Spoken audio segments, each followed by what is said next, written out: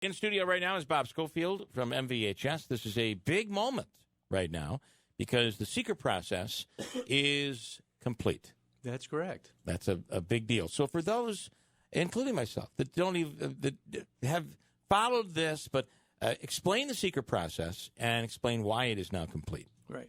Well, the SEQR process is a requirement by the state and the city in order to build a project of this size. Mm-hmm. The reason why it's important is we can't move forward on the project until it was completed.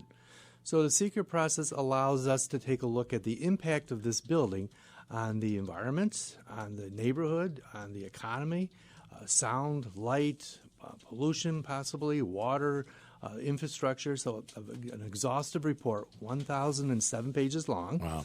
Was completed by O'Brien and Gear and MVHS. Did a great job on it.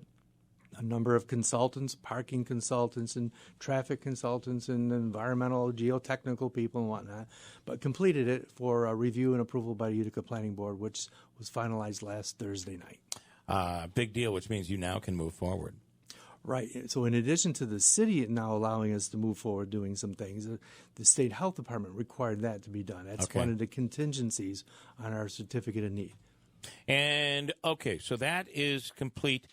Give us an update on where you are with the number of property owners that have entered into an agreement, which ones are maybe on the fence at this point, and if there's anybody that's absolutely no.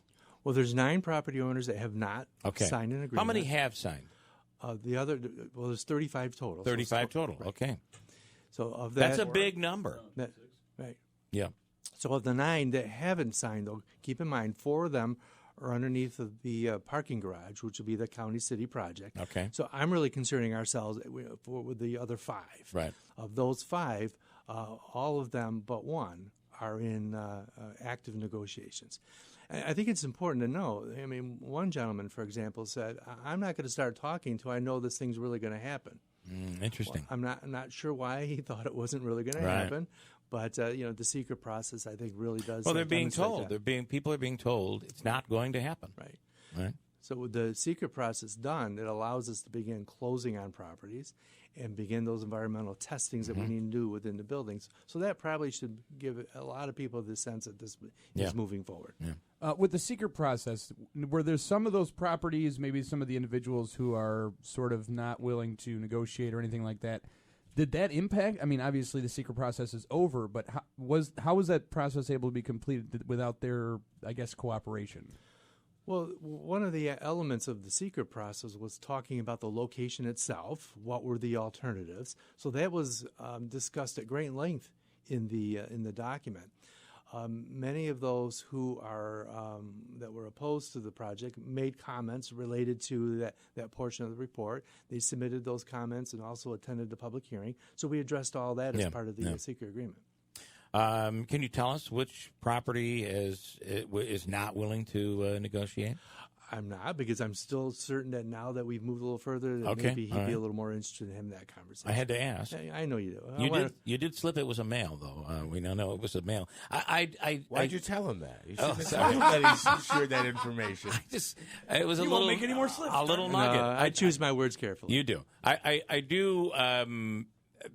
The old Hess station there that became, is it Alamo or Enterprise? Enterprise. It was very interesting how she seemed to invest in that property. It's a she.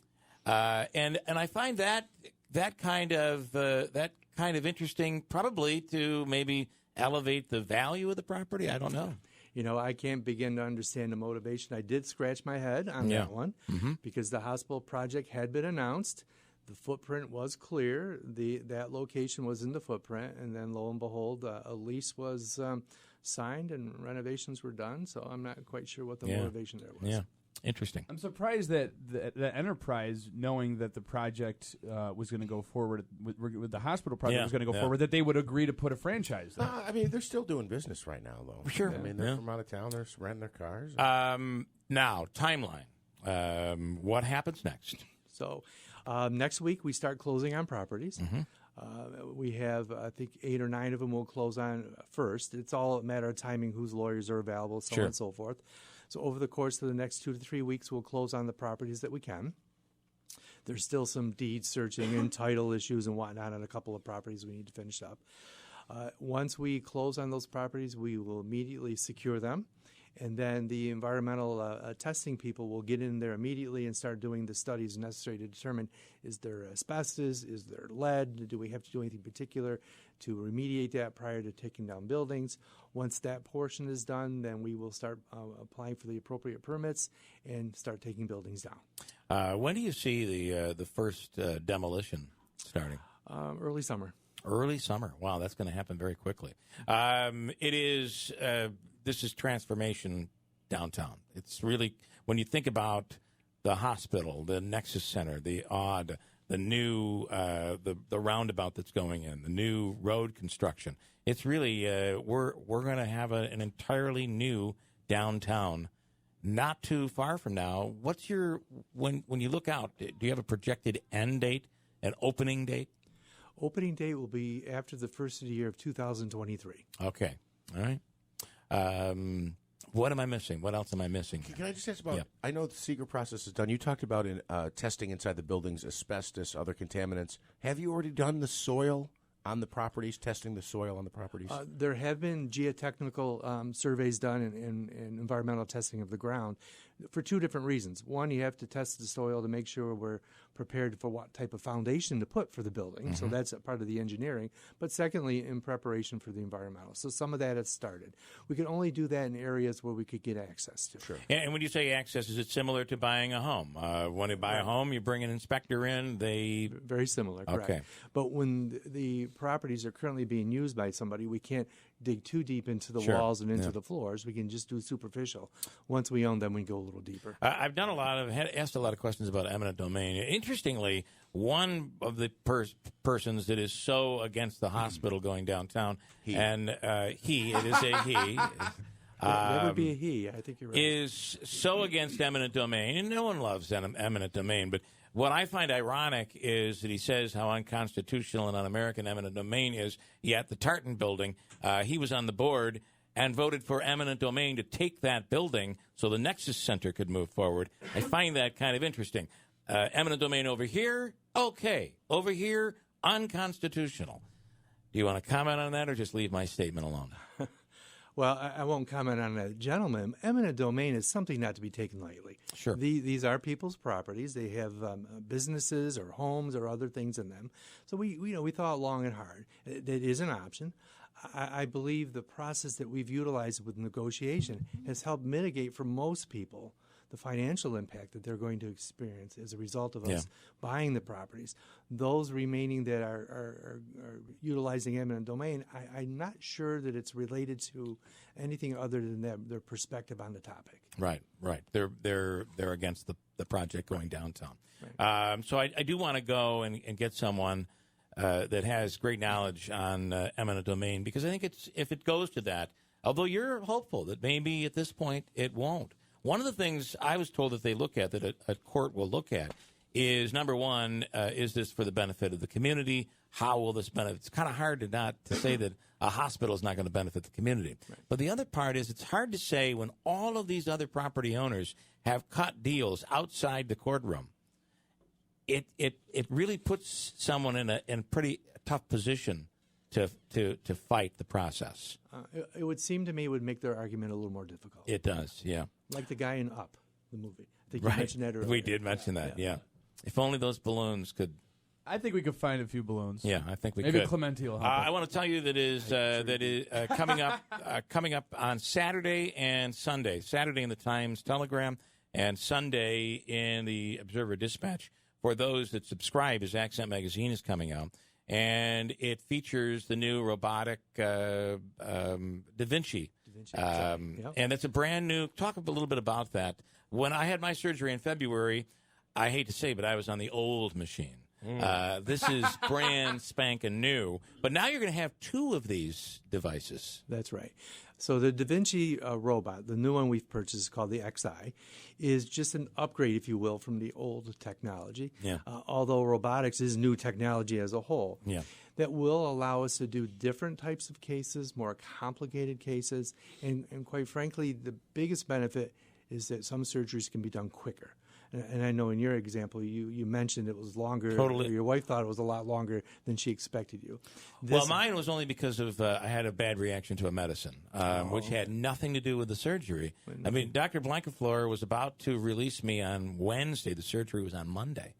And then all of a sudden, I had a problem with something unrelated. The surgical time. Oh, the surgical time.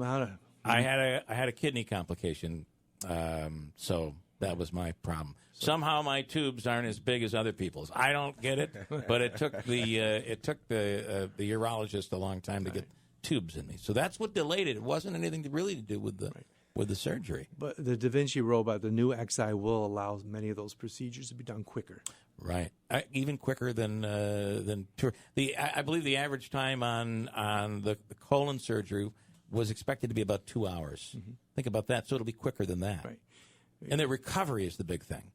Well, that is the nice thing about the robotic surgery. Yeah. Much smaller incision, far less invasive within the body, allows the recovery period to be quicker because you're much less pain, much less chance for infection, and you're far more comfortable. So you can get up, start walking, and be able to get home quicker. My wife thought I'd be newer and improved, and she hasn't seen that. There's only so many miracles in medicine. You're right. That's a good point, Bob. I appreciate that. Anything that we have missed here? But, well, and speaking of Dr. Blankafleur, and I know he mentioned that previously, we talk about the new hospital. And a lot of people will argue whether we need it or don't need it. Our whole focus has been related to the quality of health care and to be able to attract quality physicians. As you know, Dr. Blankafleur's decision to come to Utica was directly tied to the fact that we were building a new hospital. Yeah. And he's not the only person. I've heard others. I've heard that there is a new group, a new cluster of physicians that have specifically made their way here. Is that true? Based on the new hospital, based on the fact that it's an empty slate, it's an empty canvas, where they get to be a part of creation here, of something really big. There are a number of physicians that we've recently recruited who put us on their list because of this project. Mm-hmm. So that allows them not only to come to a great community, but into a facility that's brand new equipment, new everything shiny, brand new. I mean, when you're making tours of facilities and deciding where you want to work, you can walk into some place that's 100 years old, or consider walking into a place that's 100 hours old. I think the choice is easy. I don't want to talk badly about St. Elizabeth's. The people were amazing, but the facility's old, and it needs to be. We need a new facility. There's just no doubt. I've been there for 35 years. I've come to love the place, of course, but time for a new place. But sometimes it's time. Bob Scholfield, thank you. Thank you. And congratulations up to this point. It'll be interesting to see early summer when buildings may very well be coming down. So we'll keep you apprised.